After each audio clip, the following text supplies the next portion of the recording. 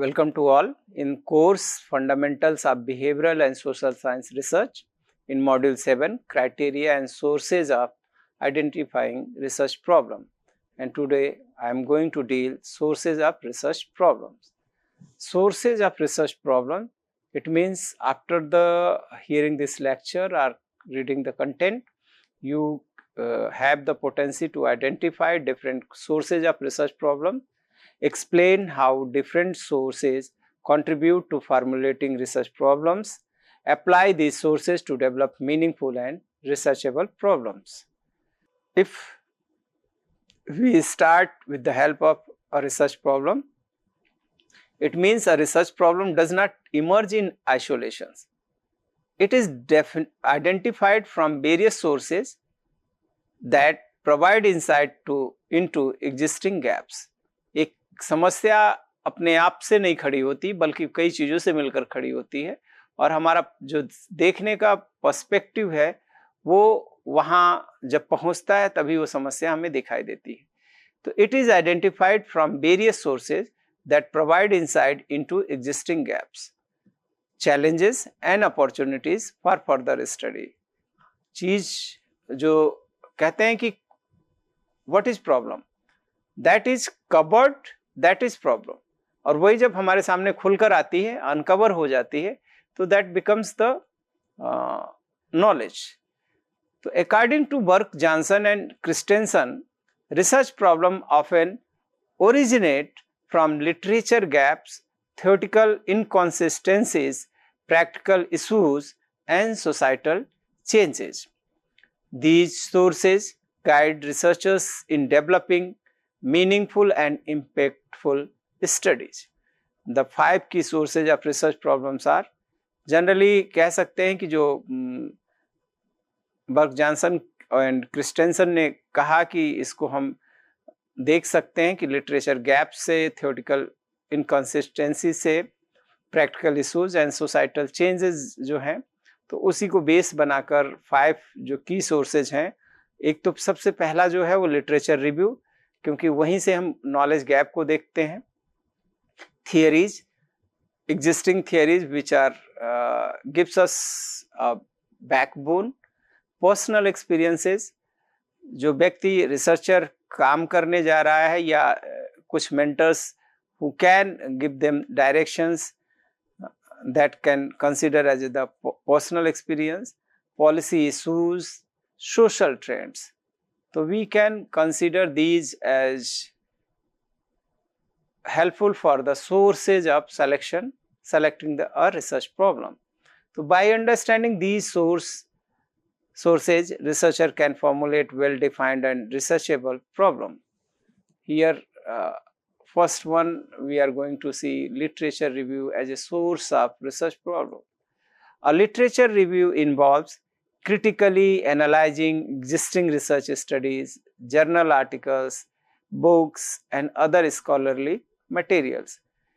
Literature review means जो in existence available हैं हमारे पास, चाहे वो रिसर्च स्टडीज हो सकती हैं, रिसर्च जर्नल आर्टिकल्स हो सकते हैं, बुक्स हो सकती हैं, डिफरेंट मीडिया पे अवेलेबल जो कंटेंट हैं जिसे प्रिंट मीडिया और electronic media also consider, and other scholarly material. Therefore we have written, चाहे वो किसी का ब्लॉग हो सकता है, कोई पेज उसका जो भी है, या जहाँ से भी आपको सोर्स इंसाइट मिल रही है, that can be consider as a literature review.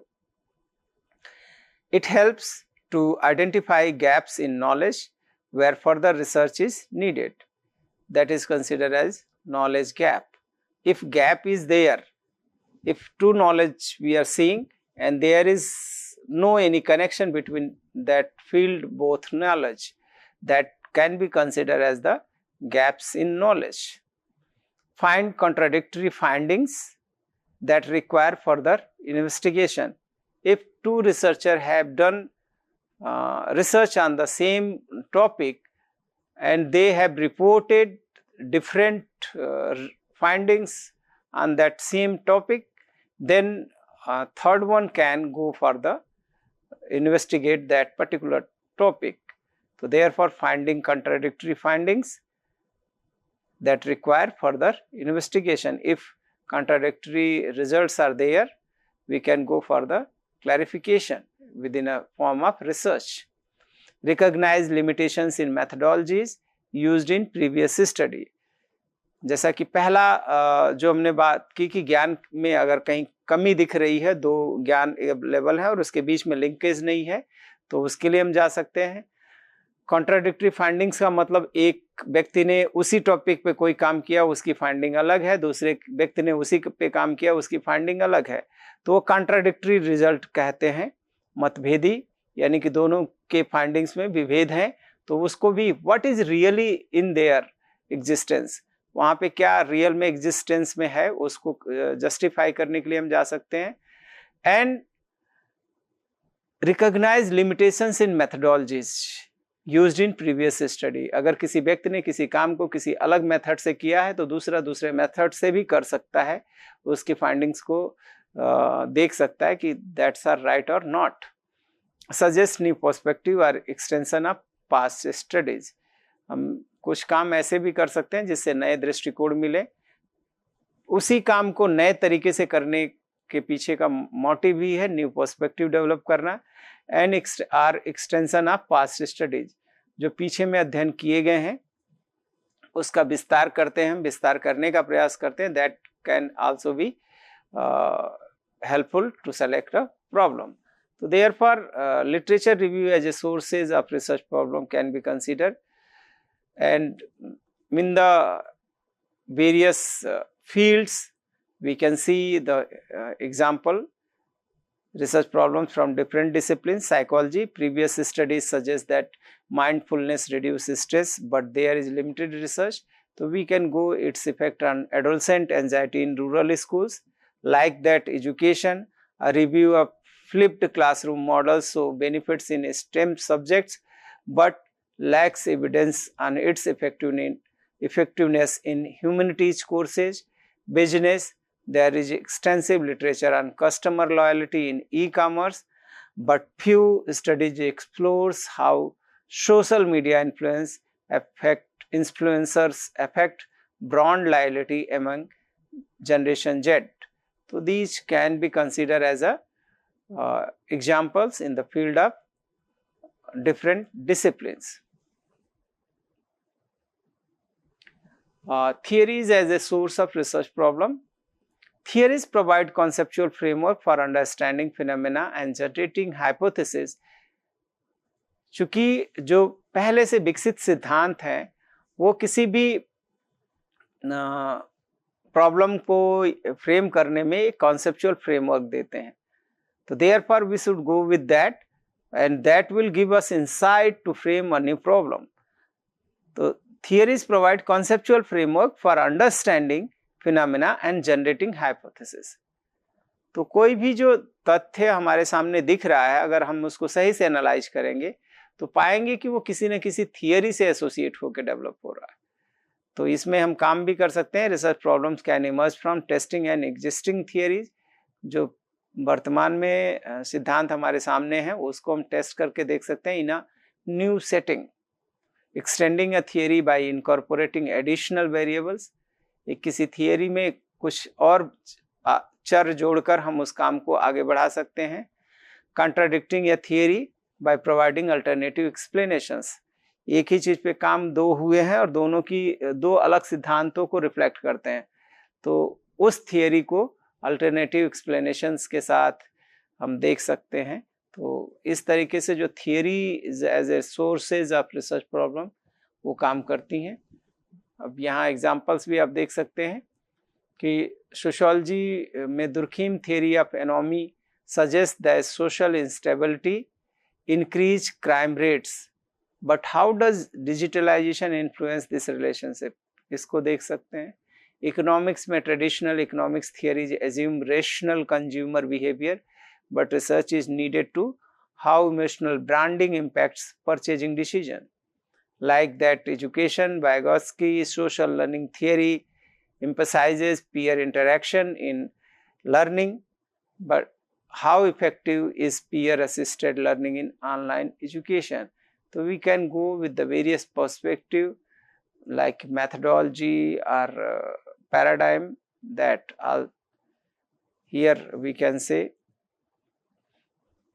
Other aspect, personal experience as a source of research problem. Personal experience, observations and professional practices often help researchers identify real life challenges and unexplored issues.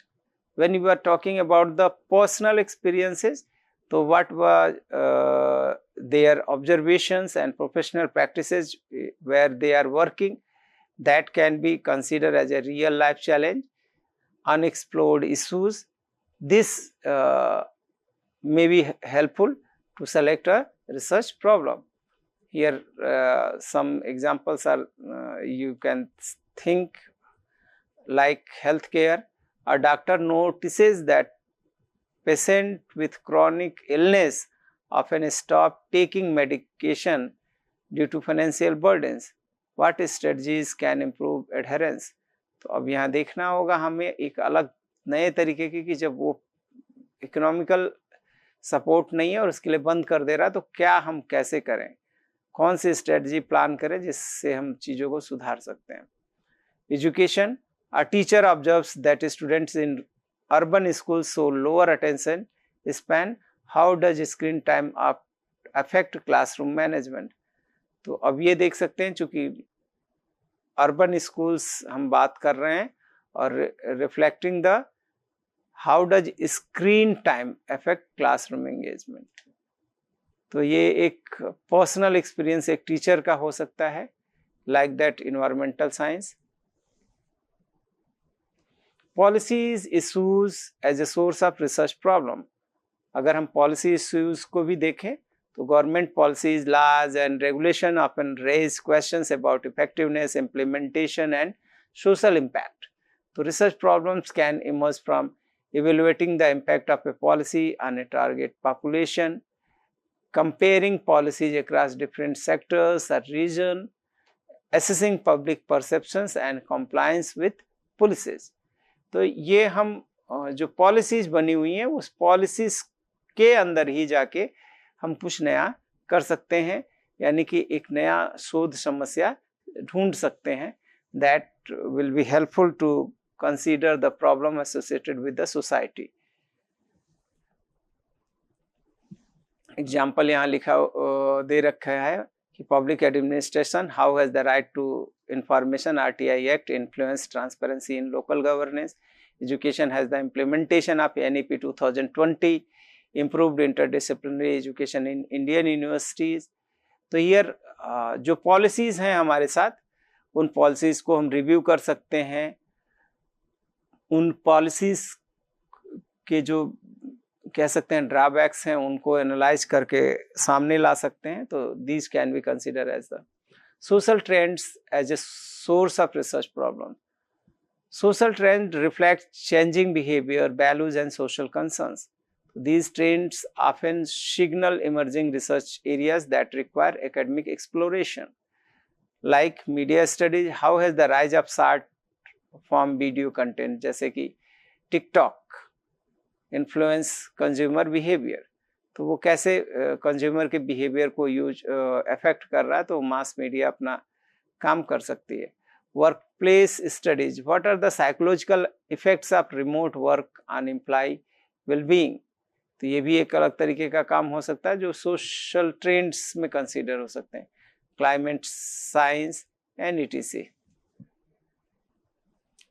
By concluding, we can say that research problems originate from various sources and each offering a unique perspective and approach.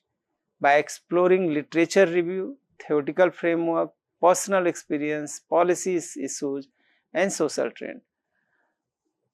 Personal experience is very vast and we can consider it not as personal observation, but personal experience included many more concept within this.